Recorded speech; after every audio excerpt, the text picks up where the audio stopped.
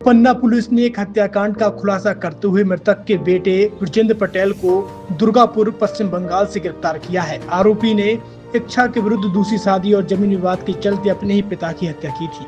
शुक्रवार को एसपी निवेदिता नायडू ने मामले का खुलासा करते हुए बताया कि आरोपी ब्रजेंद्र पटेल को गिरफ्तार कर उसके कब्जे से हत्या में इस्तेमाल कुल्हाड़ी भी जब्त कर ली गई है।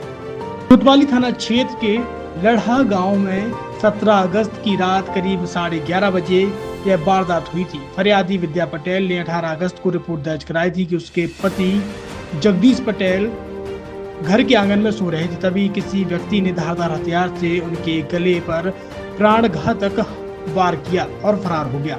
गंभीर रूप से घायल जगदीश पटेल को इलाज के लिए पन्ना जीवा, जबलपुर और अंत में नागपुर रेफर किया गया, जहां इलाज के दौरान उनकी मौत हो गई। इस पर पन्ना कोतवाली से संबंधित धाराओं के तहत मामला दर्ज कर विवेचना शुरू कर दी गई थी। मामले की गंभीरता को देखते हुए एसपी के मार्गदर्शन में एक विशेष टीम बनाई गई। पुलिस ने ग्रामीणों से पूछताछ और मुखबिर तंत्र के आधार पर जांच शुरू की। जांच में खुलासा हुआ है कि वर्ष 2021 में ब्रजेंद्र के दूसरे भाई सुरेंद्र की मृत्यु हो गई थी। इसके बाद परिवार ने ब्रजेंद्र की इच्छा के विरुद्ध उसकी भाभी लक्ष्मी का विवाह उससे करा दिया था। ब्रजेंद्र इस संबंध को स्वीकार नहीं कर पाया, जिससे घर में लगातार विवाद चल रहा था। हाल ही में पंचायत में तय हुआ था कि लक्ष्मी पटेल को 3 एकड़ जमीन देकर उनका तलाक करा दिया जाए, लेकिन मृतक जगदीश पटेल ने जमीन नामांतरण से मना कर दिया और ब्रजेंद्र को लक्ष्मी के साथ रहने को कहा। इसी बात से नाराज होकर आरोपी ब्रजेंद्र ने अपने पिता की हत्या की योजना बनाई।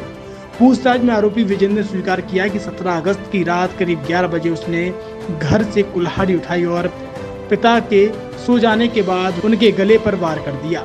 गंभीर रूप से वो घायल हो गए। गिरफ्तारी से बचने के लिए उसने अपनी मां को गुमराह करने के लिए किसी व्यक्ति द्वारा वार करने की झूठी कहानी बताई।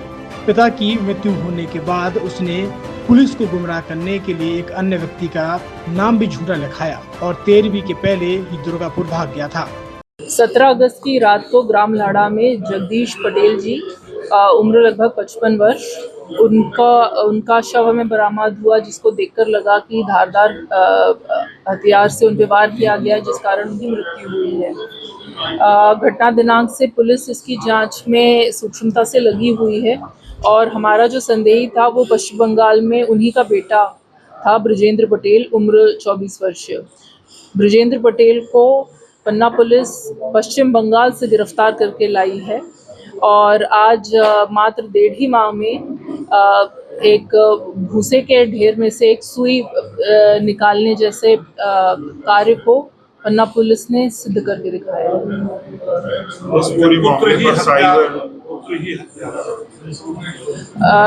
निश्चित ये सनसनीखेज है और समाज को घात पहुंचाने वाला अपराध है जब पुत्र ही पिता का हत्यारा निकले। साइबर टीम की कितनी बड़ी योगदान है?